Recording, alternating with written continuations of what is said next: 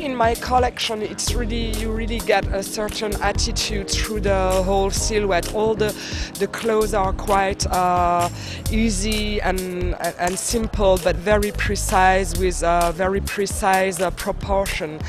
And I think everything is quite easy and very sellable. All about the girls. It's all about like femininity. It's all about healthiness and natural and transparent and translucid makeup. So it's like just almost beautiful base with a touch of concealer as a contour, blush as a contour.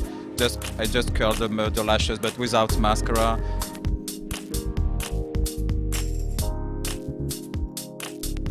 Oh, I think that we love Jean-Paul because he always has the opportunity to take us someplace that we never think to go, you know. He transports us in a very theatrical way, and he brings theater to fashion, and there's nothing wrong with that. I expect to see a lot of excitement after that great showing at the Academy Awards in Los Angeles, you know. What a great moment for Jean-Paul. It's always exciting, there's always a theme, and something that'll always leave us mesmerized and looking for even more. So we'll see after the show, no?